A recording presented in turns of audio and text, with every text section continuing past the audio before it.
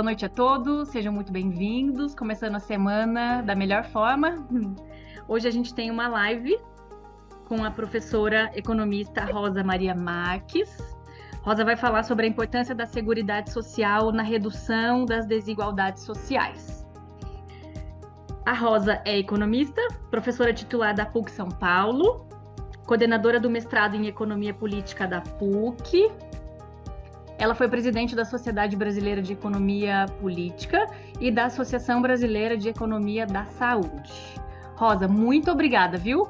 A gente sabe da loucura, estava correndo, a gente tentando se falar, que bom que deu certo, bem-vinda. E a Rosa, ao lado do nosso especialista aqui no assunto, Antônio Prado, conselheiro do Corecon São Paulo, professor, doutor em Economia. Prado trabalhou no DIEESE, no Senado Federal e no BNDES, integrou-se aos quadros da ONU em 2009, serviu como secretário executivo, deixa eu adicionar mais uma pessoa aqui, adjunto da CEPAL em Santiago e como diretor de políticas sociais e institucionais rurais da FAO, em Roma. E é conselheiro aqui, a gente tem muita alegria de tê-lo como conselheiro, trazendo sempre convidados tão importantes. Então, muito obrigada mais uma vez. Eu vou começar passando a palavra para o presidente do Corecon São Paulo, Pedro Afonso Gomes. Boa noite, presidente, bem-vindo. Boa noite, Denise. Boa noite, Prado. Boa noite, professora Rosa Maria Marques. Eu quero lhe agradecer por estar aqui, presente, também a todos os que estão aqui e aqueles que nos vão ver na TV Economista. O assunto de hoje é de tanta importância, mas muitas vezes relegado a um segundo plano como política pública, se pensando apenas em receitas e despesas, quando, na verdade, é a vida das pessoas que está em jogo. Então, eu acho que vai nos ajudar bastante a sua fala, professora, e eu acho que vamos aproveitar e vamos debater muito bem aqui. Agradeço ao conselheiro Prado por ter trazido esse assunto na sua Comissão de Políticas Públicas para a Redução da Desigualdade Social. Obrigado. Muito bem. Então, Antônio, mais uma vez, obrigada. Boa noite. Obrigado, Denise. Obrigado, presidente. Mais uma vez eu agradeço pelo espaço e a criação dessa Comissão de Políticas Públicas para a Redução da Desigualdade. Esse é um tema, sem dúvida alguma, fundamental, inclusive porque nós sabemos que as sociedades capitalistas elas têm uma característica, né, de gerar a desigualdade. Né? O mercado ele não é um fator de distribuição, é um fator de concentração. Via concorrência, né, você acaba provocando mais concentração do que distribuição. A correção disso é feita por políticas públicas, é feita pelo Estado, né? E nós estamos aqui com a professora Rosa justamente para debater um pouco a construção, né? A longa construção da Seguridade Social no mundo e principalmente no Brasil, após a consolidação feita pela Constituição de 1988. Né? Na Constituição de 88, como a gente sabe, vai estar estabelecido que a Seguridade é formada por 3 elementos fundamentais, que é a previdência, a saúde e a assistência, né? E é papel do Estado fomentar essas políticas e financiar adequadamente essas políticas. Né? Nós vimos recentemente, Rosa, com a crise do Covid-19, né, a importância de um dos pilares da Seguridade Social, que é a saúde. Né? Nós passamos muitos anos ouvindo críticas ao SUS e até muita gente querendo encerrar o SUS, né? Na verdade, nós acabamos vendo de uma forma dramática a importância de se ter uma estrutura que faça parte da Seguridade, né? Uma estrutura com capacidade de atender emergências desse tipo, não é? Outra coisa que também nós sabemos bem, né, é que a Previdência Social tem um papel, no caso brasileiro, muito importante na redução das desigualdades e na redução da pobreza, né? Quando nós analisamos a redução da pobreza, nós podemos verificar 3 elementos muito visíveis. Primeiro, Não consigo escutar. um relacionado, estava falando da redução da pobreza, e o aumento do emprego, o aumento da renda, é fator fundamental, não é? E no caso do mercado de trabalho, nós sabemos a importância da política de valorização do salário mínimo, né? Que vai rebater de forma significativa na própria Previdência e na assistência, já que existe aí uma vinculação entre os benefícios e o valor do salário mínimo. Outro elemento importante é o elemento das transferências diretas, né, de renda, via Bolsa Família, no caso, né, que também é fundamental para a redução da pobreza, né? Agora, esses elementos todos continuam sendo insuficientes para reduzir a desigualdade, né? Você reduz a pobreza, você consegue tratar isso, né? Mas a desigualdade ainda é um problema que precisa ser endereçado, eu fico procurando a palavra, mas tratado, né? De forma mais ampla. Eu não vou entrar aqui na visão cepalina de como tratar a desigualdade, mas eu quero te provocar, te trazendo aí para essa discussão, né, da construção da Seguridade Social no Brasil e a importância na redução da pobreza, mas também as contribuições que a Seguridade Social pode dar na redução da desigualdade no Brasil, que é uma das maiores, desigualdade de renda, né, que é uma das maiores do mundo. Então, Rosa, a palavra é sua e vamos aí ao nosso debate. Bom, eu agradeço o convite do Conselho Regional aqui de São Paulo, na pessoa do Antônio Prado, né, que está dirigindo essa comissão, né, sobre políticas públicas, e vou tentar contribuir. Não sei se vou responder as questões, vou tentar contribuir. Mas eu quero chamar a atenção para alguns aspectos anteriormente, e eu vou falar sobre essa coisa mais ao final. Eu acho importante a gente retomar a formação da proteção social. Veja, eu não estou falando de seguridade, estou falando a formação da proteção social no Brasil. Uhum. Ela segue a mesma trajetória do que ocorreu na Europa. Ela não segue a tradição dos Estados Unidos, ela segue a tradição do que ocorreu na Europa. E não é só no Brasil, eu vejo isso na Argentina, em outros países, mesmo no Chile. Ou seja, a origem de tudo está lá nas associações de ajuda mútua, quando os imigrantes, principalmente anarquistas, né, começaram a se organizar para defender a cobertura de determinados riscos, inclusive o risco da morte, né? Você morria e como é que você enterrava? Então, tinha que ter uma certa cobertura. Mas sabemos bem que as associações de ajuda mútua vão dar origem, a rigor, aos sindicatos, né? Tá? E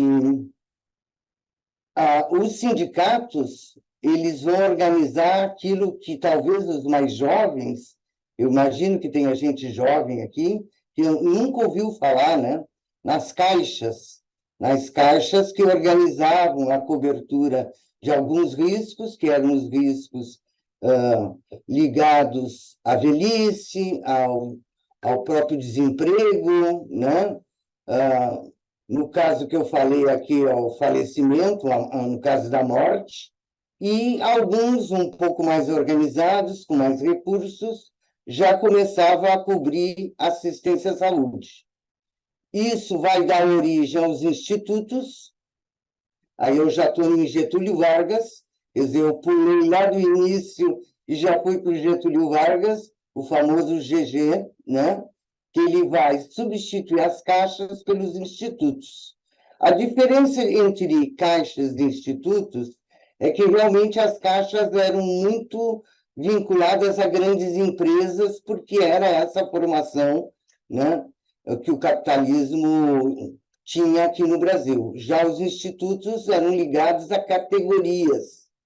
E aí tinha toda uma discussão, quem trabalhava num determinado ambiente, mesmo que a atividade fosse diferente, pertencia ou não pertencia àquela categoria. Tá? O Getúlio Vargas tentou acabar com os institutos.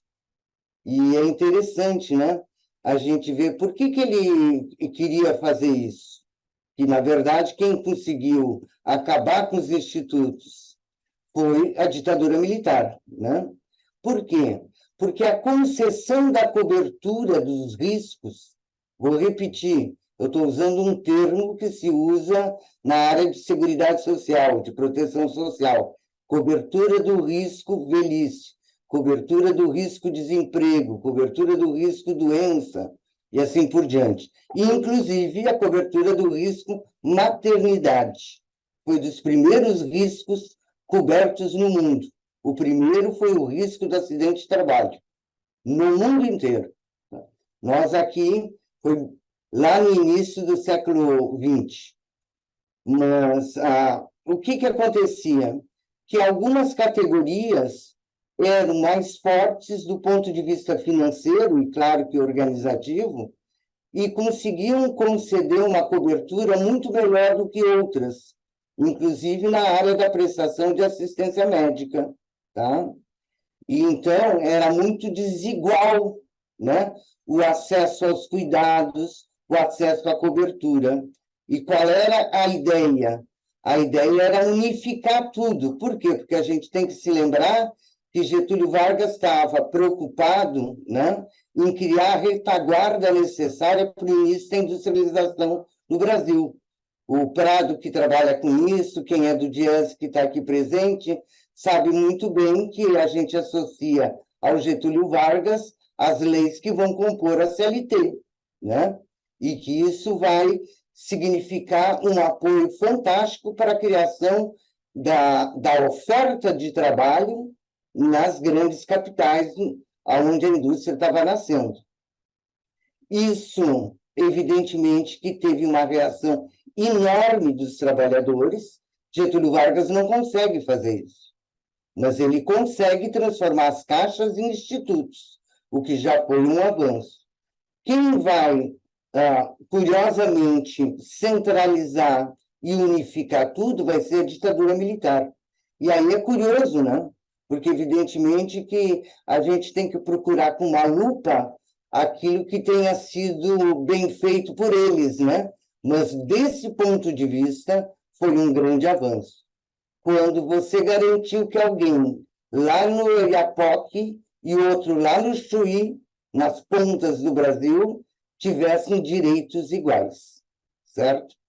Agora, esses direitos, eles eram voltados única e exclusivamente para o trabalhador do mercado formal de trabalho.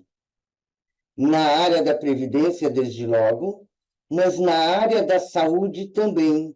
E quando eu falo trabalhador do mercado formal de trabalho, eu estou falando do trabalhador urbano, apenas do trabalhador urbano. Então, claro que junto com o INAMPS, que era esse o nome, né, do instituto que cuidava da assistência médica, e agora eu esqueci como é que era o nome da Previdência, INPS, né, que era ligada à Previdência, junto com eles tinha dois outros componentes, a LBA e a FUNABEM. Parece palavrão, né, gente falando tirando o lado passado, mas que era voltado para assistência, em geral, era a cônjuge, vamos dizer, do presidente ou do ditador de plantão, que tomava conta disso. E, além disso, a gente tinha um tipo de atividade que era voltada para um menor desassistido e, principalmente, do menor infrator, né? Bom, no caso da saúde em particular, é interessante a gente ver, mas também do lado da Previdência, porque todos nós, né, Prado, a gente fala da importância da Constituição de 88. Não tenha dúvida. A Constituição de 88 é o corolário de um processo que vem com a democratização do país. Então, todas as forças estão atuando naquele momento, né? Então, no caso da saúde, se antes só podia ser atendido o trabalhador do mercado formal e o outro ficava ao Deus dará ou teria que procurar uma Santa Casa, né? Que atendia, evidentemente, e no caso da Previdência, tu tinha uma cobertura apenas do trabalhador urbano e aquele contingente enorme de trabalhadores rurais não tinha acesso a nada, absolutamente nada. Não tinha saúde, não tinha acesso a nenhum benefício da Previdência. Durante o processo de democratização, algumas coisas começam a mudar. Estou falando antes da Constituição de 88, tá? Então, um braço se estende para os rurais em relação aos benefícios previdenciários, não eram todos os benefícios, os valores não tinham comparação com o urbano, eram percentuais, tá? A gente fazia o estudo, né? Então, quanto representava o que um rural estava ganhando na categoria X de benefício? 30% do que um teria direito. Não estou falando do valor em si, eu estou dizendo que o direito era a 30%, ok? Mas já foi um avanço. Isso quando que vai acontecer? Isso vai acontecer com o Sarney, tá? Mas eu quero aqui chamar a atenção que isso eram as forças já vivas, né, que estavam se colocando no país. Do lado da saúde, a primeira grande alteração é que a emergência seria aberta a todos. Você não tinha direito à assistência à saúde em geral, mas no caso da emergência, qualquer hospital público era obrigado a receber quem batesse a porta, tá? Depois nós tivemos aqui em São Paulo uma grande experiência que chamava-se SUDS, não SUS, SUDS, que foi um balão de ensaio para o SUS. Mas, novamente eu estou falando, o que estava se discutindo em termos de saúde?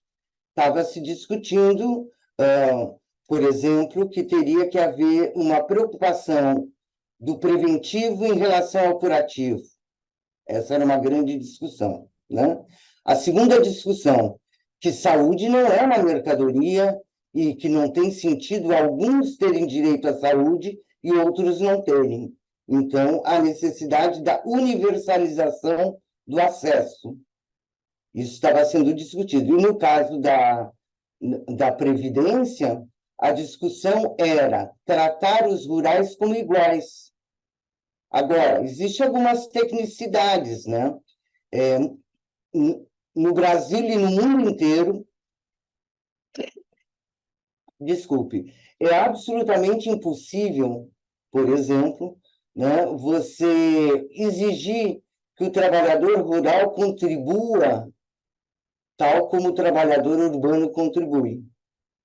É impossível, né? Então, você tem uma outra maneira de exigir uma participação financeira do lado rural e assim é feito no mundo inteiro. Mas essa discussão em relação aos rurais, ela foi muito grande e vou dizer assim, de uma forma resumida, qual é o grande avanço que nós temos na Constituição de 88? Claro, criamos o conceito de Seguridade Social. Prado diz, Seguridade Social é formada de 3 ramos. É a Previdência, é a Saúde, que é o SUS, e a Assistência Social. Se nós formos olhar lá na Constituição, seguro-desemprego não compõe a Seguridade Social. Tá?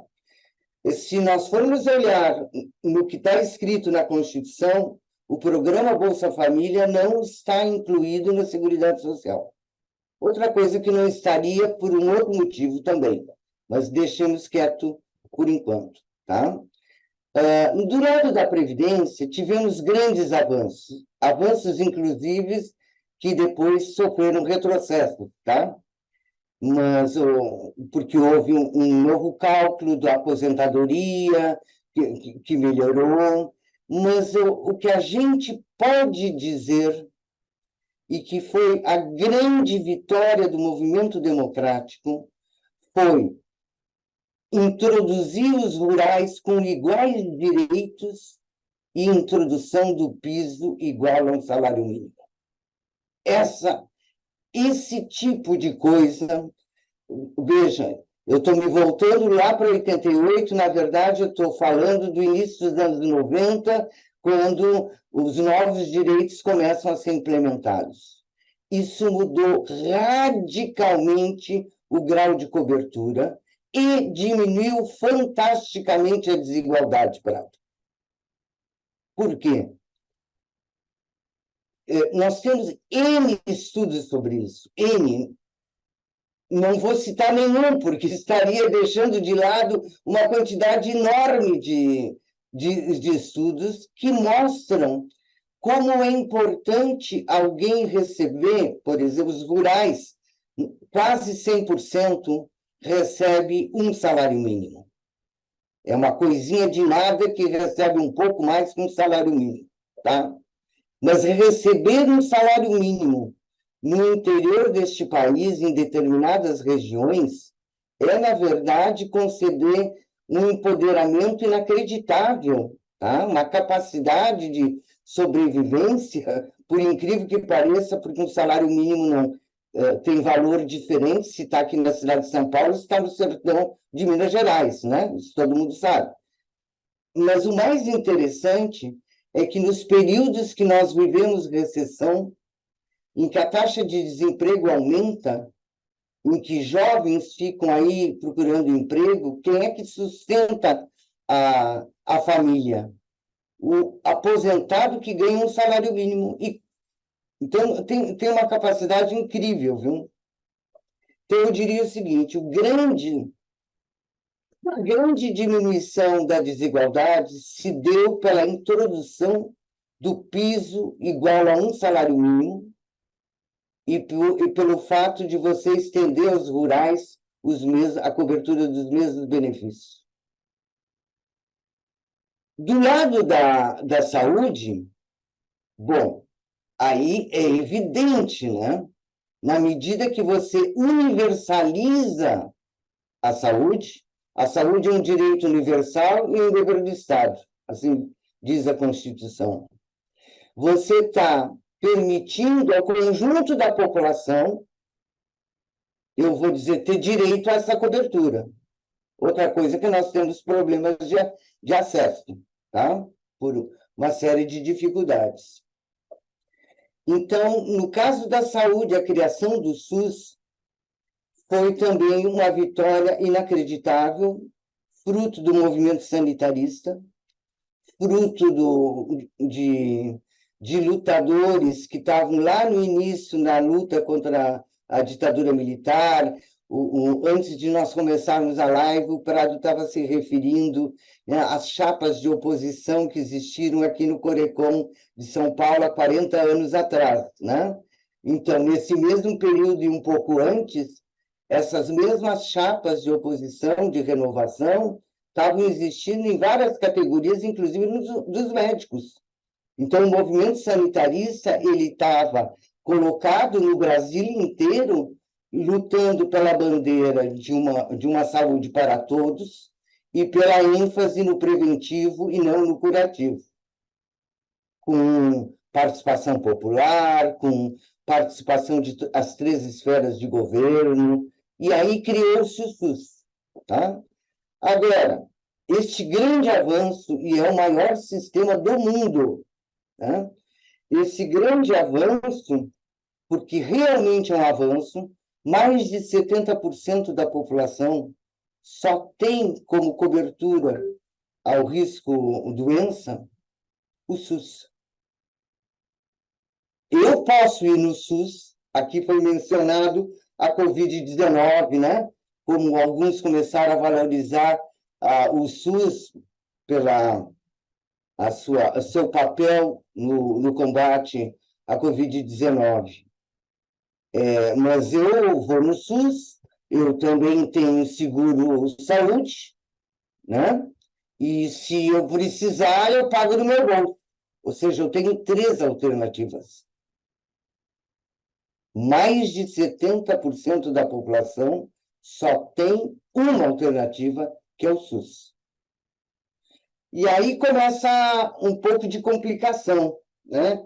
Mas eu estou chamando a atenção que, naquele momento, você imagine a situação que existia em 1980 e a situação que vai começar a existir em 1993, por exemplo. Tá? Você teve uma diminuição das desigualdades. Quais desigualdades que eu estou mencionando? Eu estou falando de desigualdade de renda, no caso dos inativos, né? Pessoas que não têm mais capacidade de trabalhar e que simplesmente não tinham cobertura nenhuma. Eu estou falando em diminuição da desigualdade de acesso àquilo que é das coisas que a gente mais preza, né? Que é cuidar da saúde. Quem já esteve doente sabe como é importante, né? Poder contar com alguma ajuda. Então, em pouco tempo, você tem uma mudança brutal. Brutal. Agora, se me permitirem, essas mudanças não foram realmente acompanhadas, no caso da saúde, ela não foi acompanhada por um suporte necessário, vamos dizer assim, para que o SUS pudesse desabrochar, desenvolver todas as suas capacidades. Porque o SUS é maravilhoso, Prado, mas ele tem problema de acesso. Quando eu digo problema de acesso, significa dizer que existem filas, tá? Então, de vez em quando, nós temos mutirão, né? Até mutirão para fazer catarata, vocês devem acompanhar esse tipo de coisa. Agora, o que aconteceu? E eu não falei da assistência, né? A assistência é a última que é regulamentada, tá? Mas o que se apresenta enquanto seguridade para nós? Um bicho estranho. Eu tenho componentes de cidadania, porque quando a gente fala em universalidade, o organizador é o princípio da cidadania. E eu tenho um outro lado, que é o princípio da meritocracia. Só tem acesso à previdência aquele que previamente contribuir. Mesmo aqueles que vão contribuir menos para receber um valor menor ao final, tem que contribuir. Então, nós temos um misto no Brasil, tá? No fim, ficou uma coisa híbrida. De um lado, aquela continuidade daquela trajetória que estava ligada ao trabalho, porque, veja, quem contribui, eu sei que qualquer pessoa pode contribuir, se quiser, à Previdência, mas a imensa maioria de que contribui, ela está vinculada ao mercado formal, né? E estando no mercado formal, ela é um assalariado diferenciado, vamos dizer, em relação ao conjunto dos ocupados no Brasil. Então, está seguindo aquela trajetória que eu falei para vocês, que começava lá com a Associação de Ajuda Mútua. E como é que nós estamos hoje? De um lado, eu estou... Quanto tempo eu já falei, Denise? Você que está com o relógio aí. Né, Agora Denise? são, não sei exatamente, Rosa, são 18h40. Não, o horário eu sei. Eu queria saber quanto tempo eu Acho falei. que deu uns 15 minutinhos. Não, mas Eu pode sei- concluir o raciocínio. Não, eu sei que um raciocínio puxa o outro. Dizendo assim, olha, não tenha dúvida que a Seguridade Social foi um avanço descomunal para a nossa realidade, que ela auxiliou, que ela melhorou, diminuiu a desigualdade de acesso nos dois casos, o que significa, no caso da Previdência, diminuir a desigualdade de renda, né? De renda, porque as pessoas simplesmente ficavam sem renda nenhuma a partir de um determinado momento, tá? Ok. Agora, vou guardar a Previdência de um lado e vou voltar para a saúde, tá? Saúde foi um baita avanço, mas foi completamente diferente do processo da formação do Sistema Nacional de Saúde inglês. O Sistema Nacional de Saúde inglês, que tem alguns vídeos que a gente pode ver, né? Como é que é o nome do vídeo? Agora esqueci o nome.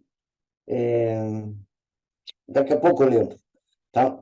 Mas o Sistema Nacional inglês, ele é criado imediatamente pós-guerra, quando o Labour Party ganha pela primeira vez as eleições na Inglaterra, né? E era uma promessa durante a guerra. E quando foi feito o Sistema Nacional de Saúde, simplesmente se estatizou os hospitais, para vocês terem uma ideia. A tal ponto que mesmo a Thatcher não conseguiu destruir o Sistema Nacional de Saúde. Ele está com problemas, hoje está periclitante, a lógica empresarial, vamos dizer assim, adentra o sistema, mas ele ainda está lá, tá?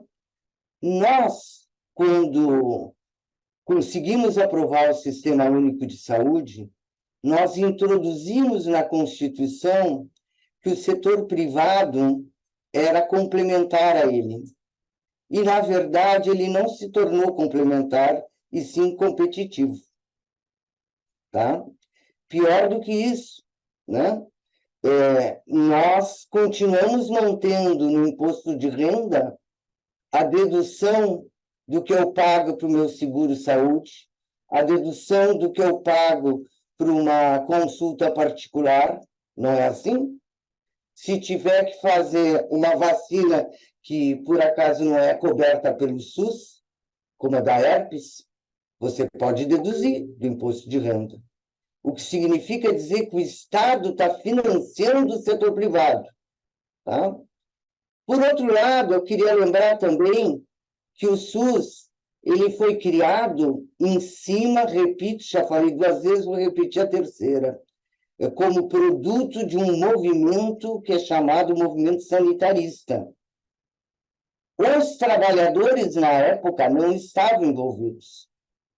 Os trabalhadores do mercado formal, já naquela época, mas principalmente hoje, eles estão sempre olhando o quê? É o seguro-saúde, pessoal. É o plano de saúde. Tá? Então, é interessante que nós avançamos do ponto de vista institucional, mas, ao mesmo tempo, a gente deixou aberto a porta, né?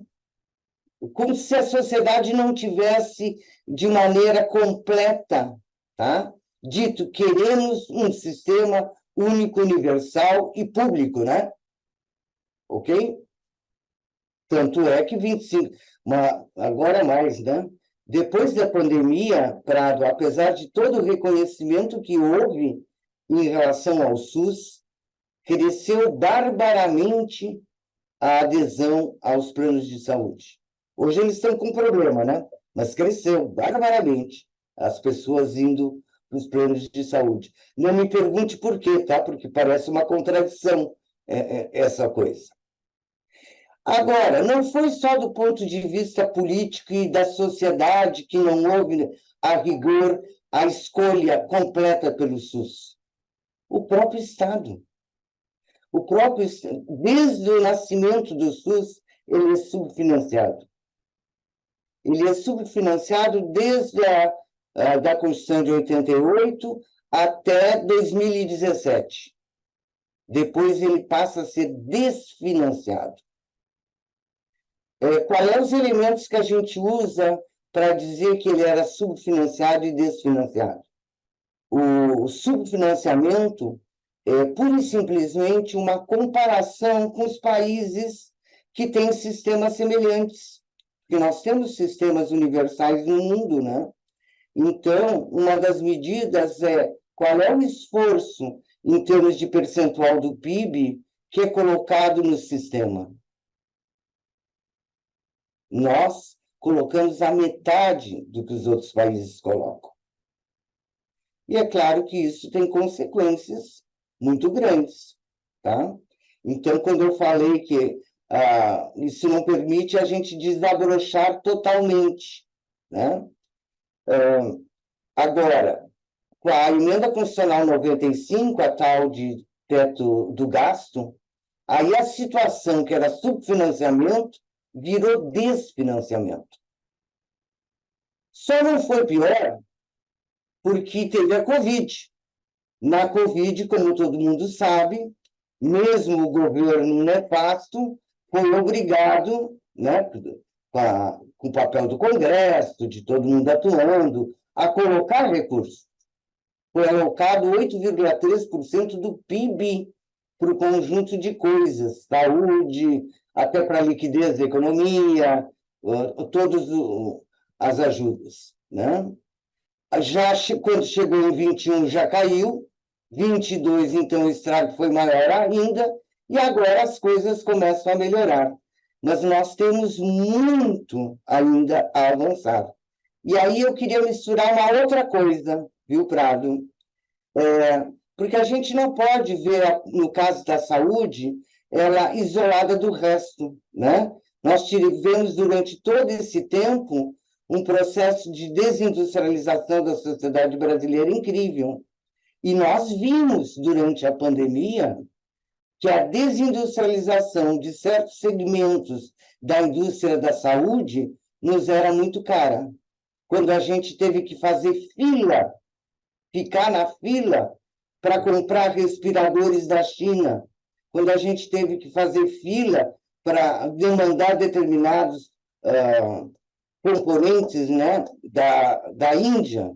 A Índia desenvolve 60% dos genéricos do mundo, né? Então ela tem todo um grau de especialização. Agora, o novo governo, inclusive, tem como estratégia, né, uma das estratégias da reindustrialização, é exatamente batalhar para reanimar uma indústria ligada à saúde, o que vai melhorar o acesso à saúde, porque na medida que você garante não só o desenvolvimento de tecnologia, de vacinas, etc., mas você pode desenvolver de maneira tal que a quantidade de consultas, que é enorme, quando a gente vê os dados de consulta, eu tomei nota aqui, pessoal, só para vocês terem uma ideia, tá? É um absurdo, né?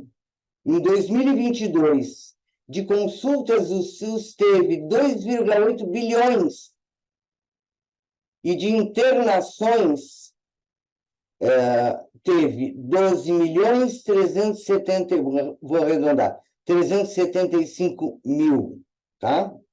Essas são as internações e as consultas. Quer dizer, é uma loucura. E tudo isso sendo feito com um sistema subfinanciado e depois desfinanciado.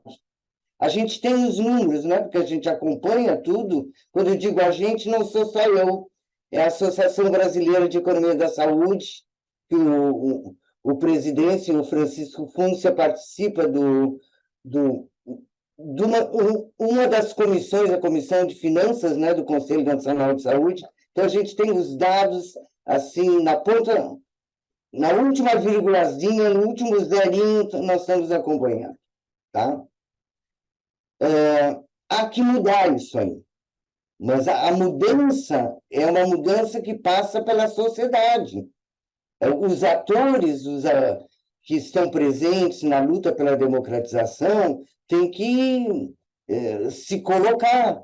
E a gente fica numa situação meio de esquizofrênico, né? A gente defende o SUS e, ao mesmo tempo, a gente tem seguro-saúde. Não é, pessoal? Que todos aqui têm trabalho formal, certamente. Agora, no caso da Previdência, eu quero dar duas informações, tá? A primeira é a seguinte. Estou procurando aqui. Eu já tinha falado, né? Quase 100% daquilo que a gente chama de clientela rural, aqui não é nada de pejorativo, é um termo que é usado, né? Há décadas e décadas, tá? Quase 100%, 99,7% recebe um salário mínimo, tá? Quando a gente olha os beneficiários urbanos, da clientela urbana, 61,2% recebe de 1 a 2 salários mínimos, tá? E vocês vão dizer, baixo, né? Valores baixos.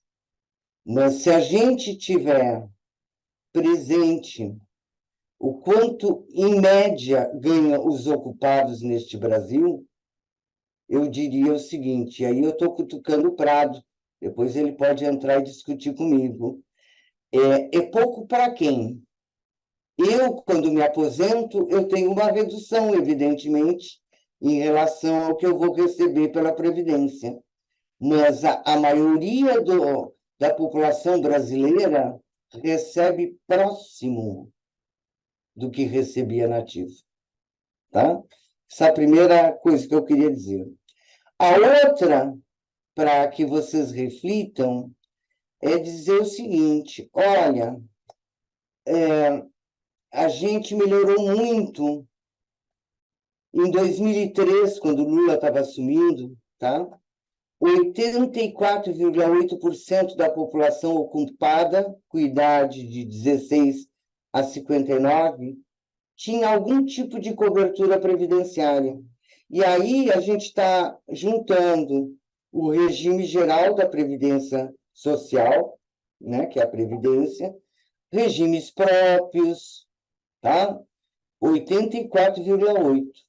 Quando a gente chega em 2021, esse percentual caiu para 81,3%.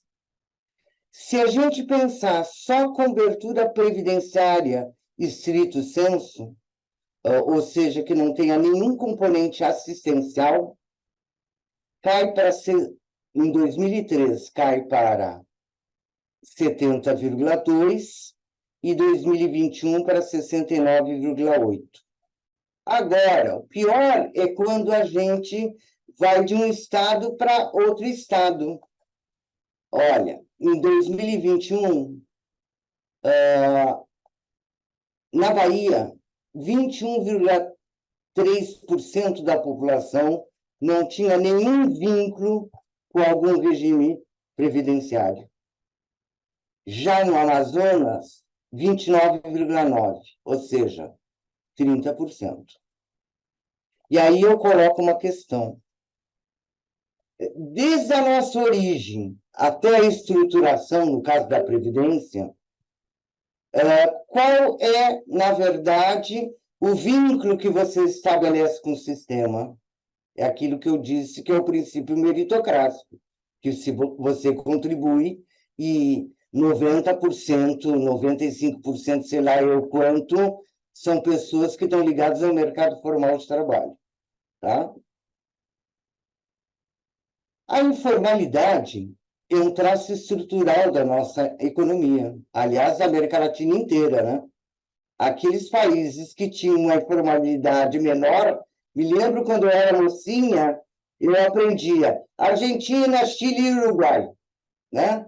A Argentina hoje está um horror, pessoal. O Chile, a informalidade é grande, o Prado pode falar aí, né? E o Uruguai mudou muito. Hoje, até a água eles não têm mais, né? Bom, mas deixando a brincadeira de lado, na verdade, a gente construiu algo e a gente ratificou isso na Constituição de 88, que a gente estava olhando para a Europa era o nosso exemplo. Qual a Europa que era o nosso exemplo? A Europa do pós-Segunda Guerra Mundial, que tinha estendido a cobertura para todo mundo. Por quê? Porque assalariou todo mundo, né? Só que o mundo estava mudando. Em primeiro lugar, nós não somos Europa, vou repetir, é um traço estrutural da nossa economia a informalidade, que nós somos um país dependente, somos um país periférico, se vocês quiserem, atrasados, que tem o avanço e o atraso simultaneamente, e como dizia o Chico de Oliveira, isso se combina muito bem, né? Então, nós tínhamos a ideia que um dia nós íamos formalizar, se não a totalidade dos trabalhadores, nós íamos formalizar um percentual super alto. Isso nunca aconteceu. Muito embora a gente saiba que, por exemplo, durante o governo da Lula, né, o grau de informalidade foi dos mais baixos. Mas tinha muitos percentuais ainda para avançar. Então, eu estou levantando essa questão. Agora, mais recentemente, quando eu digo recentemente, dos anos 90 para cá, nós primeiro tivemos uma reestruturação produtiva pesada, que mudou completamente, por exemplo, o trabalho das montadoras. Hoje quase não tem ninguém lá, né? Os bancos, se lembram, pessoal, as duas categorias mais importantes, Lula ia fazer uma assembleia, tinha que fazer no estádio de futebol, tanto era a quantidade de gente. Hoje, pelo amor de Deus, né? Mas aí eu estou me remontando lá à reestruturação dos anos 90, mas para lembrar o que está acontecendo hoje. Não se trata, não sei o que o Prado acha, não se trata de uma revolução tecnológica, e sim da combinação, né, do uso de uma tecnologia que começa a se instalar lá nos anos 90 no Brasil e que tem um potencial muito grande. Isso é uma questão em aberto. Alguns vão dizer, olha, não vai ter muito impacto sobre o mercado de trabalho e tal. Eu digo, tá bom, faz de conta que eu acredito nisso. Mas e o processo de precarização e de uberização que ocorreu nesse período? O que eu quero dizer é o seguinte: se a gente quiser pensar sério em relação à previdência, no sentido da tua pergunta, Prado, não de eu lembrar o que a Constituição de 88 auxiliou na diminuição da desigualdade. Por isso eu defendo até morrer o piso igual ao salário mínimo, né? Que aí, com a política de salário mínimo, você pode auxiliar bastante. Mas a gente tem que começar a pensar na constituição de um acesso à cobertura do risco velhice, que o principal benefício é de aposentadoria, claro que tem vários outros, né? Mas a gente tem que pensar colocando o princípio da cidadania e não da meritocracia. E é curioso que quando a gente olha o que está acontecendo em outros países, por exemplo, quando eu falei, né, que a gente, nós brasileiros, né, colocamos rurais com os mesmos direitos. Agora, quem é que financia? Quando eu estudei a França, o sistema de lá, este financiamento, que claramente tem um aspecto assistencial nessa brincadeira, era financiado por impostos e não por contribuições geradas no setor urbano. Então, isso é apenas um detalhe. Hoje, a Previdência na França tem no seu pacote de recursos 20% dos seus recursos, das suas receitas, vêm de impostos. Por quê? Porque eles são obrigados a reconhecer, com todo o horror que acontece lá, né? São obrigados a reconhecer que certas coisas mudaram. Por exemplo, quando o Mitterrand introduziu a renda mensal vitalícia, né?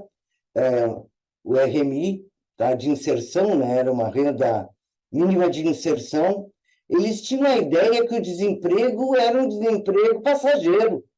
Aí, de repente, se deram conta que o desemprego era de longa duração. Aí começaram a mudar as coisas. Tá? E este reconhecimento, a partir do fato, introduziu novos componentes de receita. Então, fica uma coisa híbrida, né? Porque o imposto ele é o contrário da contribuição, né? Tá? Ele está mais ligado a um conceito de cidadania do que qualquer outra coisa. Então, eu diria o seguinte: no caso da saúde, precisamos, sim, avançar no financiamento, porque é mediante o financiamento que eu posso garantir uma gestão mais adequada, mediante essa proposta, né, de incentivar e desenvolver a indústria da área da saúde, onde o SUS seria o seu grande pilar. E no caso da Previdência, a gente tem que começar a enfrentar a realidade que o mercado de trabalho não é, primeiro, nunca seria igual ao da Europa, e segundo, o mundo todo está mudando. Agora, tem que pensar com muita seriedade, né? Não tenho eu aqui as respostas para tudo. A gente tem que ter um período de transição. E eu estou indicando que alguns governos não, alguns países já estão colocando elementos diferentes. Por quê? Porque na Europa, quando eu estava falando da Europa, eu estava falando da França, estava falando da Espanha, mas a gente tem que lembrar que teve um outro bloco de países que construiu a proteção social não com base em contribuições, já nasceu com base em impostos, onde o princípio da cidadania estava presente desde sempre. Eu acho que eu estou falando demais. Eu joguei um monte de questões para a gente discutir. Não sei, acho que eu não respondi nada do que o Prado colocou. Eu coloquei outras questões para a gente discutir. Obrigada, pessoal, pela atenção. Obrigada, Rosa. Agora sim, passou a bola. Rosa, bem, nós trabalhamos juntos nesse tema de novas tecnologias de meados dos anos 80 até meados dos anos 90, se eu não me engano, né? E, claro que o tema do desemprego tecnológico ele estava presente, né, no debate o tempo todo, e nós tivemos a oportunidade de ver que, pelo menos do ponto de vista setorial, né, isso foi muito claro, que houve desemprego tecnológico, né? Várias categorias simplesmente foram esvaziadas, né? Agora, nós também tivemos a oportunidade de, nesse período, ver o debate do fim dos empregos, né? Era o fim de tudo, na verdade, né? Era o fim da macroeconomia, o fim da história, o fim dos empregos. E, na verdade, nós continuamos tendo geração de emprego, né? Mas com a seguinte característica, que você já colocou, que é a da precarização, né? O fato de você gerar empregos suficientes não quer dizer que você tenha renda suficiente nesses empregos que estão sendo gerados, né? E esse é o fenômeno que nós tivemos desde então. O que vai acontecer daqui para frente, né, com essa quarta revolução industrial, né, aí realmente é algo a se pensar com muito cuidado, não é? Se eu não me engano, quando o Márcio Pockeman esteve aqui com a gente, ele já estava falando que pelo menos 100 milhões de brasileiros recebem, né, algum tipo de transferência de renda do Estado, né? Então, você já vê o tamanho do problema, né? Porque não significa que as pessoas não trabalham, as pessoas trabalham muito, né? A renda é insuficiente, né? E essa característica estrutural que você colocou do mercado de trabalho informal, né, estará sempre associada ao subfinanciamento da Previdência se você tem o princípio meritocrático. Se você não faz um sistema misto, né, o nosso já é misto, né, de alguma forma, né, você não financia adequadamente. Esse é um tremendo um debate, né? De fato, a nossa referência era europeia, né? Desde o Beveridge, né, que a gente tá lá, aquela coisa da proteção do berço à tumba, né? Exato. Então, que eu recentemente, por ignorância, né, mas recentemente soube que o Keynes participou ativamente desse debate da construção do sistema Beveridge, né? Então, esse tema é um tema realmente muito delicado, né? Porque exige justamente você discutir com a sociedade como você financia, Exato.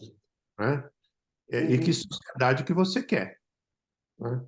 Então, quando você coloca a questão do salário mínimo, olha, você teve aí um esforço, né? Nós tivemos com o Fausto aqui, o Fausto fez uma longa explicação da política de valorização do salário mínimo. Ele começou, inclusive, né, lá no Fernando Henrique, né, que começou a valorizar lentamente, depois foi mais rápido no governo Lula, no governo Dilma, né, e que teve esse impacto que você colocou sobre a base da pirâmide na Previdência, principalmente do que antes era o Fundo Rural, né, dos trabalhadores rurais aí que começaram a receber o piso de um salário mínimo, né, e o impacto realmente é significativo, né?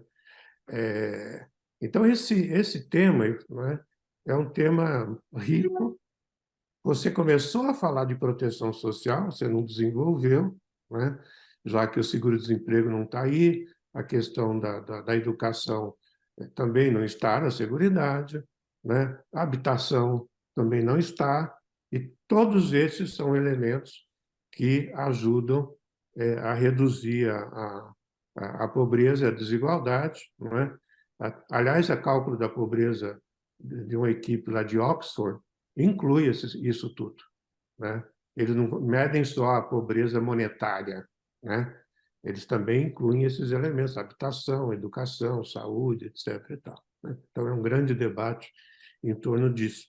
Eu queria abrir aqui aos participantes, né, para, enfim, perguntar para a Rosa, né, que vem trabalhando nesse tema há muito tempo, conhece profundamente, como vocês viram, mas certamente vai aqui nos ajudar muito a entender a profundidade e as dificuldades que nós temos pela frente, né? Carlos. Boa noite, Prado. Boa noite a todos que estão na live, especialmente a professora Rosa. Esse é um debate que eu gosto muito, né? Para quem não sabe, eu tenho aqui um trabalho junto aqui no Observatório Social de Políticas Públicas na periferia de São Paulo, aqui na região que a gente chama de Norte 2, que pega Perus, Jaraguá, Pirituba, Brasilândia, entre outros bairros, né? Então, eu tenho aqui alguns números também que eu gostaria, Prado, se você me permitir, partilhar com você obviamente, com a Rosa. Nem todos eles estão dentro, como você disse, da Seguridade Social, mas eles estão dentro dessa questão da desigualdade, né? Então, são números aqui que eu tenho trabalhado para apresentar aqui da Rede Nossa São Paulo, né? Então, por exemplo, quando a gente pega aqui os bairros de São Paulo, nós estamos dentro de um mesmo de uma mesma prefeitura, de um mesmo prefeito, né? Somos cidadãos que pagamos impostos para a mesma prefeitura. Se eu pegar aqui, por exemplo, o dado de gravidez na adolescência, né, das mulheres que estão grávidas, que têm abaixo de 20 anos, a gente vê que no bairro de Moema isso responde por apenas 0,4% das mulheres grávidas. Aqui na Brasilândia, vizinho de onde eu moro na freguesia, isso já vai para 12,6%, né? Então aqui já dá para a gente pensar um pouco qual que é a política pública de saúde que a gente tem aqui na cidade de São Paulo, onde você tem uma diferença tão grande de gravidez na adolescência entre dois bairros. Se a gente for pegar, por exemplo, a questão da remuneração, que você estava dizendo, a gente vê que pela RAIS, a remuneração média no Itaim Bibi é de R$ 6.862. A remuneração média, ou seja, emprego formal, nós estamos dizendo aqui na Brasilândia, é de R$ 1.883. Ou seja, é uma diferença de renda aí gritante, e aqui a gente está falando de renda formal. Se a gente for pegar as habitações em favelas, né, nesses grandes bairros aí do centro de São Paulo, você não existe moradias em favela. Aqui na Brasilândia, 25% das moradias estão em favelas. Mas o dado que mais me chama a atenção dessa desigualdade dentro da nossa cidade é a idade média ao morrer, aí dentro do tema da Seguridade Social. Porque se a gente pegar o Jardim Paulista, a idade média ao morrer lá é de 80,5 anos. Moema é de 79,8 anos, ou seja, quase 80 anos, né, a idade média ao morrer. E aqui na Anhanguera ou aqui na Brasilândia, a idade média ao morrer é 61, 62 anos de vida. Ou seja, aqui se vive 20 anos menos do que um outro bairro dentro da mesma cidade, dentro do mesmo município que é São Paulo. E se a gente tem uma aposentadoria que estipula idade com 65 anos, ou seja, os pobres, os miseráveis aqui da periferia, contribuem a vida inteira com a Previdência Social e não vão se aposentar, né? Ajudando, inclusive, a população de uma renda média mais alta a se aposentar. Então, este modelo, inclusive, previdenciário, ele também é um modelo exclusivo, de exclusão social, né, que só aumenta essa distância da desigualdade. Então, a minha pergunta para vocês dois, que conhecem muito do tema, tem possibilidade da gente, num curto espaço de tempo, eu digo de 10 anos, com essa realidade política e social no Brasil, da gente reduzir essas desigualdades dentro da nossa cidade de São Paulo? Desculpa aí me alongar um pouco. Prado, posso falar? Bom, eu vou, Carlos, antes de te responder, eu quero mencionar duas coisinhas do que o Prado falou, tá? De fato, o conceito de proteção social, porque você sabe que Seguridade Social foi uma má tradução, né? Estava se estudando vários países e em espanhol é Seguridade Social. E aí virou Seguridade Social, que é um nome enganador, tá? Mas a proteção social no mundo, realmente ela é diferente, a concepção é diferente, porque tem a ver com a história, tem a ver com a capacidade de organização dos trabalhadores, da sociedade viva, né? Então, de fato, tu tem países que incluem habitação. Nós aqui tentamos incluir a educação. E sabem que eles foram absolutamente contra. Primeiro, porque o orçamento da Seguridade já era enorme. Se você botasse educação, então, simplesmente ia pegar o orçamento inteiro, né? Tá? Então, tu tem toda a razão. Eu, quando discuto a concessão de uma renda, que eu não gosto de chamar de mínima nem básica, eu digo que essa renda ela tem que não só conceder capacidade de compra para você viver, para você vestir, para você ter um teto, mas inclusive de ter acesso a lazer e à cultura. Tá? Essa é uma bela discussão, que está ligada à minha preocupação em relação ao que nós estamos vivendo do ponto de vista tecnológico hoje. Como eu sou de uma determinada corrente do pensamento, tá? Eu aprendi na dialética que a quantidade transforma-se em qualidade. Eu nunca defendi, nos anos 80, nos anos 90, que o trabalho estava em risco.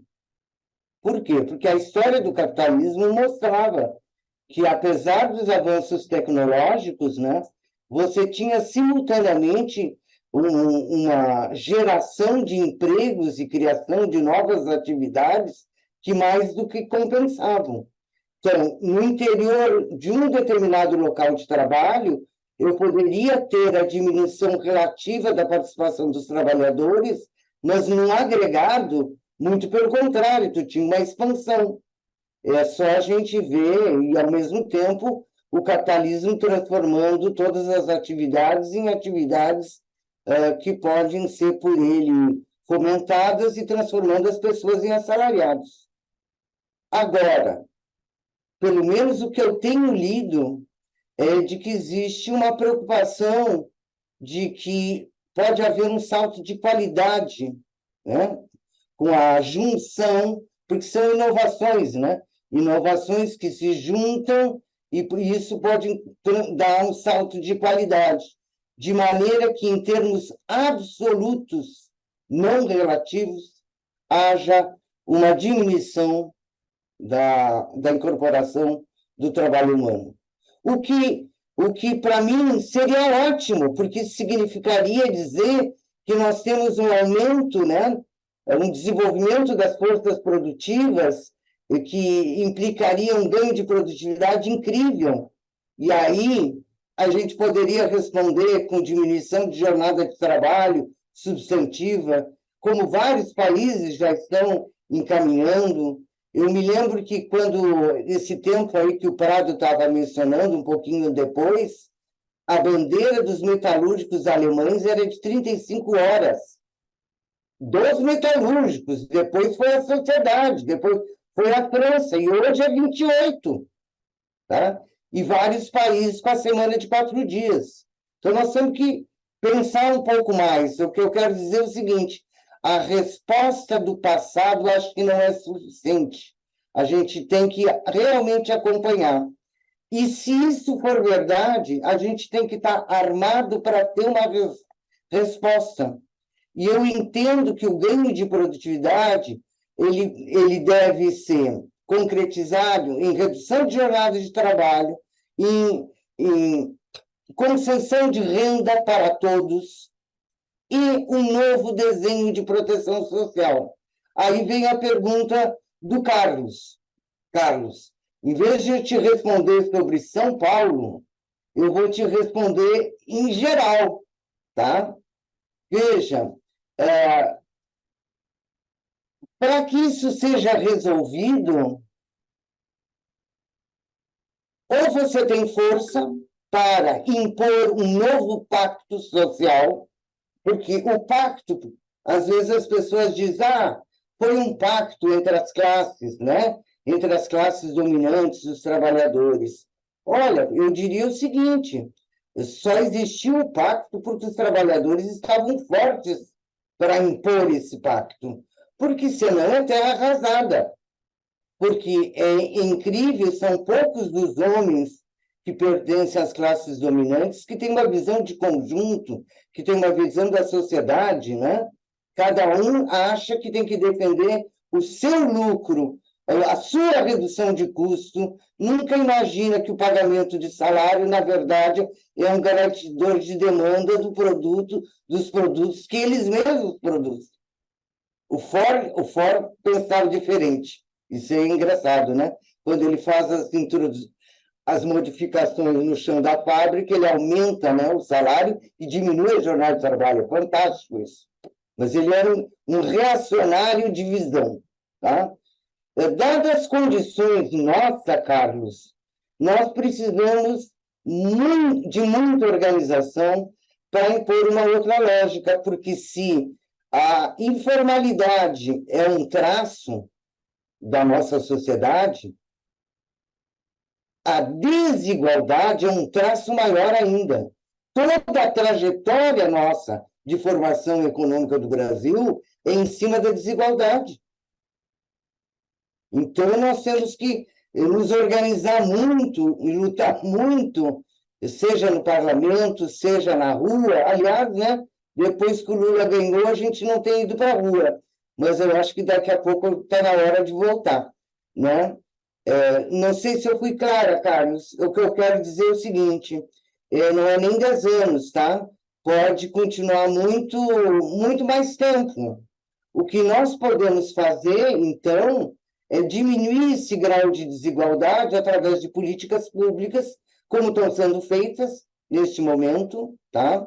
Mas essas políticas públicas são derivadas de uma vontade de um determinado grupo que está no governo. Elas não chegam a se configurar em políticas do Estado. Para ter uma política do Estado, tem que ser um pacto na sociedade. E para esse pacto se realizar, os atores têm que estar fortes. Não quero ser negativista, né? Pessimista, perdão, mas é assim que eu vejo. Mas enquanto a gente não consegue fazer isso, já está de um bom tamanho retomar políticas públicas que foram destruídas nesses últimos 4 anos e avançar dentro dessas políticas públicas. Para mim, já está de bom tamanho. Para quem viveu a terra arrasada, toda vez que um programa que foi simplesmente extinto pelo nefasto é reativado, eu bato palmas. Obrigado, Rosa. O Carlos traz uma questão bastante importante, porque, inclusive, né, se nós estudarmos o que aconteceu, por exemplo, nos Estados Unidos no período Roosevelt, né, houve um conflito intenso, né, entre o programa do New Deal com os interesses, né, setoriais norte-americanos, né, que acabou sendo resolvido de uma forma muito triste, na verdade, que foi com a Segunda Guerra Mundial, em que você passa a ter, né, a disputa do orçamento público entre o welfare state e o warfare state, né? Então, o que o Carlos está colocando, trazendo isso para o caso brasileiro, né? Trata-se de uma disputa do orçamento público. Né? Quando coloca... isso pode mudar aqui em São Paulo ou em qualquer outra grande cidade, né? Ora, a disputa do orçamento público é a disputa de prioridades. Com os recursos disponíveis, né, você está debatendo prioridades. A prioridade é escola, a prioridade é saneamento básico na periferia, a prioridade é habitação, transporte coletivo, etc., né? Ou a prioridade é transporte individual, não é? Ou algum outro tipo de gasto que seja muito específico para um determinado segmento da renda. Então, você faz grandes parques, né? Mas numa área em que você termina por valorizar a renda da terra naquela área, etc. Você vai... Esse é o grande debate, quer dizer, onde você coloca o orçamento público. Isso, numa democracia, é feito a partir das eleições, quer dizer, é o programa que você elege, né? E as forças na América Latina a gente chama de forças fáticas, né? Poder fático, que é assim, não basta você ganhar a eleição, mas você tem que ter capacidade de estabelecer essas alianças, né?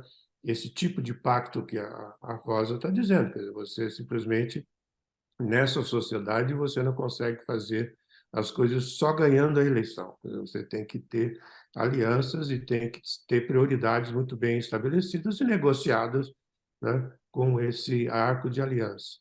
Então, Carlos, assim, respondendo a sua pergunta, bem, isso realmente depende, né, da dinâmica das eleições na região, né? E quais são as prioridades que vão ser estabelecidas e as alianças, porque é isso que eu estava falando, né? Agora, eu também, Rosa, eu concordo plenamente com você, essa ideia do fim do trabalho, né? Do Rifkin, era isso, nosso amigo Rifkin, que falava do fim, Sim, né? Que foi traduzido para fim dos empregos no português, mas ele estava falando de fim do trabalho mesmo, é. né? Que era assim, uma visão de robotização total, né? A questão toda é a seguinte: isso tem impactos, né? Evidentemente, quando você vai precarizando o mercado de trabalho, num país como o nosso, que já tem mais 45% no mercado informal, né? Você precarizar significa precarizar já o mercado formal, né? Portanto, você reduz a base de financiamento de tudo isso que nós estamos falando, né? Sim. E é uma outro debate interessante, é o debate do que você faz com a carga tributária disponível, né?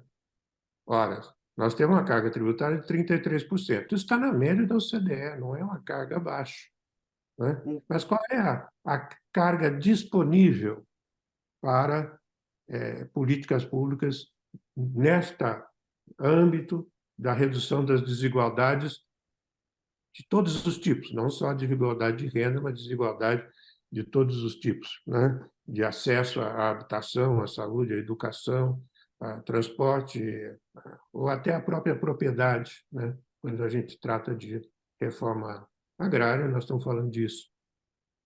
Então,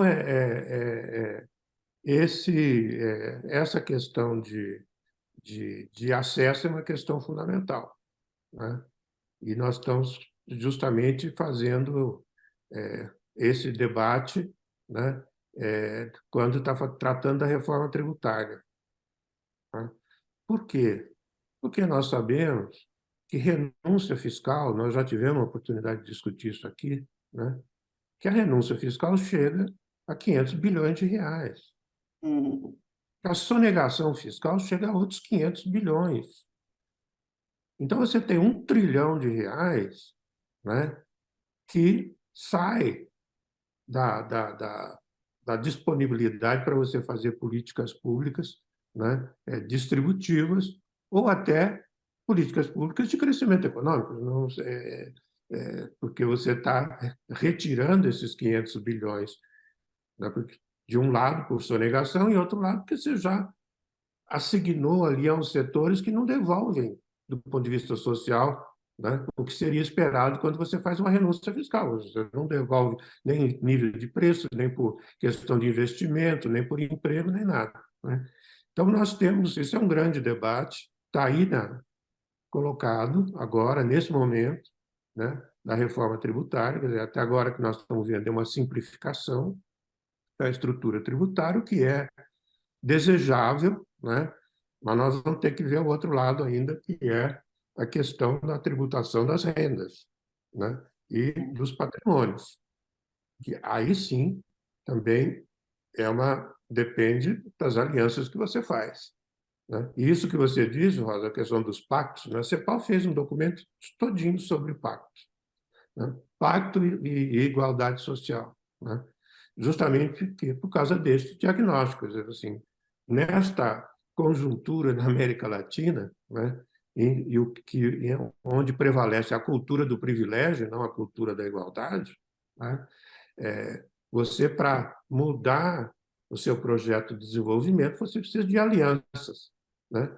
E alianças você precisa de atores adequados. E aí você está colocando, bem, as nossas elites são adequadas para você fazer, né? Talvez tenha gente que esteja entendendo, né, que ou nós vamos a caminho de uma sociedade cada vez pior, mais degradada, né, ou a gente constrói um projeto de desenvolvimento, né, que gera oportunidade tanto para aqueles que têm capital como para aqueles que vivem do trabalho, né?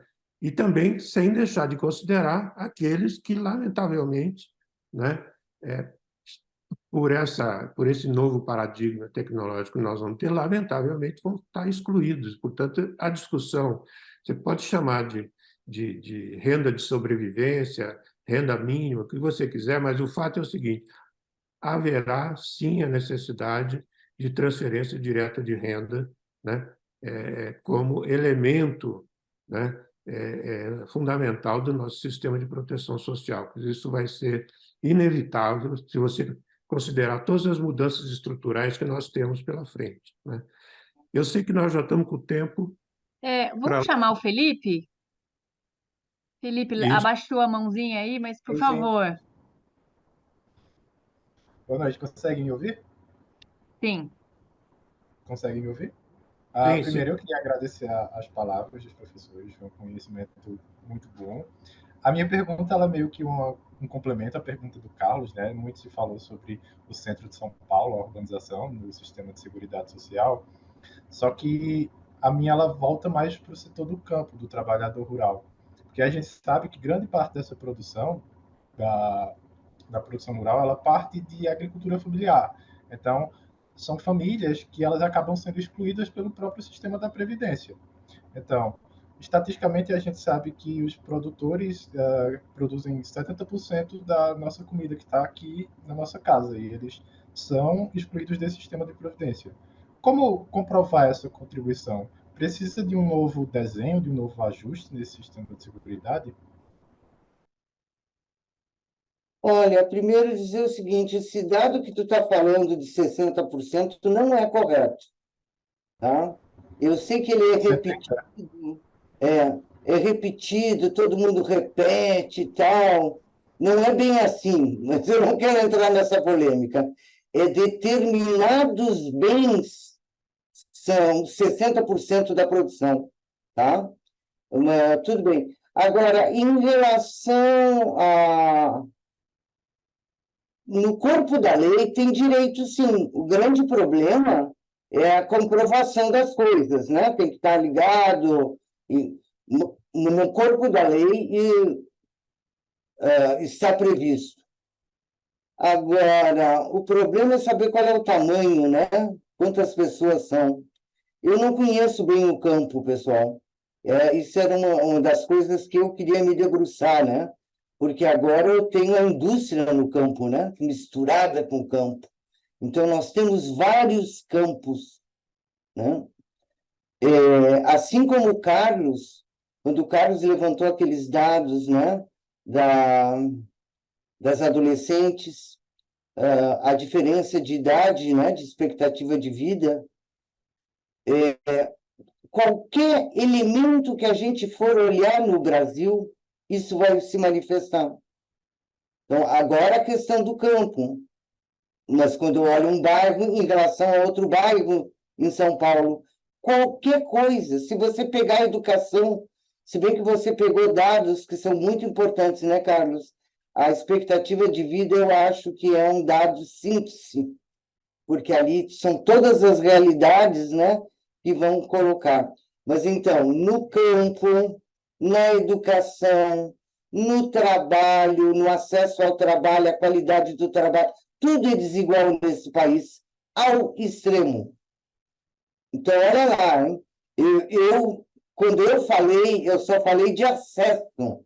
Acesso à aposentadoria e acesso à saúde.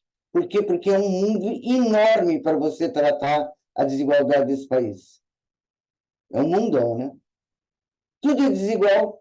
E ninguém falou se a pessoa é branca ou se ela é preta. É outro nível de desigualdade enorme. Não, é brutal. Eu vi um dado que o Carlos mostrou na questão da cor, né? 50% dos moradores da Brasilândia são negros. É verdade. Vai para uma região, preto, né? né? Eu uso do IBGE, pessoal. O IBGE chama de preto e pardo, então eu uso. Enfim. E Moema é 5,8, Prado. 5,8. Então, você vê que é assim, e aí é uma coisa que talvez em alguma outra oportunidade eu convide a Laís Abramo, desenvolveu lá na CEPAL a coisa da matriz da desigualdade, né? Que é Ah, essa coisa do acúmulo de uhum, desigualdade. Não se trata de uma única desigualdade, elas são sinérgicas do ponto de vista negativo, né? Então, quando você está falando do negro, né? Eu falo do negro, é, viu, Rosa, porque no meu tempo de jazz, quando a gente se relacionava com o movimento negro, eles chamavam de pardo e pretos de negros, né? É, uhum. hoje já mudou, já existe Essa essa pegar a nomenclatura politicamente correta. já existe essa coisa de dizer, não, é preto, né? Mas vindo do próprio movimento, né? Então, mas eu sou dessa época em que ainda, por isso que eu estou usando a Uhum. coisa do negro. Mas é assim, você está somando. Você vai lá em Brasilândia, então, assim, 50% é negro. Aí você vai ver qualidade de habitação, é pior. Você vai ver desemprego, é maior. Você vai ver renda, é menor. Você vai ver acesso à saúde, né? O Carlos estava me contando da história de você ter, né, até recentemente, um hospital em frente do outro, um estava fechado, porque não tinha sido inaugurado, e o outro estava tendo que escolher, né, quem salvava, né? Então, esse tipo de você é a matriz de desigualdade, mas que vai, né, ou domicílios chefiados por mulheres, né? Geralmente são a proporção muito maior nessas regiões e mulheres, na maioria das vezes, negras. Então, você vai. Essa coisa da matriz de desigualdade, né, é muito importante. Vou ver se eu consigo ver se a Laís tem tempo para poder conversar com a gente, que eu acho que seria muito interessante para tratar, né? Outra coisa, Felipe, é que também esse tema da agricultura familiar, né? Eu estive na FAO há algum tempo, por 3 anos, então eu poderia convidar alguém, né, para vir tratar desse tema mais detidamente, né? É, o que a Rosa disse é correto. Há uma tremenda polêmica, né, se a agricultura familiar produz 1.070% dos alimentos, né? É uma polêmica, né? Mas não há a menor dúvida da importância da agricultura familiar, né? E também a menor dúvida de que esse financiamento da agricultura familiar trata na veia a questão da desigualdade, né? Então, esse é um assunto que seria interessante trazer alguém aqui, né, que esteja pesquisando aí há 30 anos. Não é o meu caso, porque eu fiquei 3 anos na FAO, né, mas eu pesquisei durante muito tempo outros temas, não esse, né? Aprendi muito estando na FAO, né, mas vamos convidar alguém para falar sobre isso. Denise, acho que nós esgotamos o Viu? tempo e a É, paciência. não, é sempre bom. A Rosa, não, eu vou falar pouquinho, vai ser super. Ó, quase 8 horas, viu? Passa muito rápido quando o assunto é bom. Bom, o Felipe colocou alguns dados aqui, não sei se vocês estão acessando aí, né? Os dados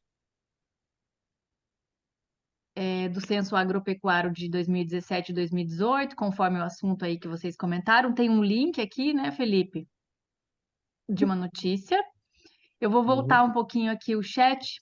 O presidente está por Obrigado, aí, Pedro. Se que... Ai. estou sim. Para a gente caminhando para o final, então, se o senhor mesmo quiser comentar comentar o comentário que fez aqui no chat sobre o Prêmio Nobel, por favor. Não, eu Pedro, só mencionei, viu, Rosa? Eu falei o seguinte: eu estava fazendo uma associação com uma frase famosa do Amartya Sen, que é sobre a questão da pobreza, né? E a questão Uhum. da pobreza ele define não como falta de dinheiro, mas sim como falta de meios ou falta de capacidades para se desenvolver como ser humano. E é esse aspecto, porque uma coisa é você ter renda, está ótimo, mas se você não tiver condições de se desenvolver, que são as outras coisas que entram na seguridade, como é a saúde, como é a previdência, como é uma tranquilidade, você não se desenvolve plenamente pela falta disso. Então, eu só estava me referindo um pouco a essa questão da importância da seguridade em relação ao todo da pessoa, e não apenas um aspecto que é a renda. Não sei se você quer falar alguma coisa, senão... né? Eu acho que é muito bem lembrado, né? Ah, isso. Tá, ok. Então, Denise, você já quer que eu me despeça? Acho que já, né? Acho que sim. Tá bom. Então, muito Vamos lá. obrigado. Muito obrigado por tudo que você nos transmitiu, também as perguntas, também os comentários, sempre bastante robustos do Prado, e nós estamos cumprindo a nossa missão de conselho, que é também pensar na questão social e na situação em que nós estamos, e buscar soluções, e buscar alternativas e novas ideias. Obrigado a todos e a todas. Bom, obrigada, Pedro. Muito obrigada, presidente. Eu queria agradecer a todo mundo que esteve aqui com a gente. Eu vou passar para o Antônio, então, para agradecer aí a Rosa, por favor. Obrigado, Denise. Obrigado, presidente.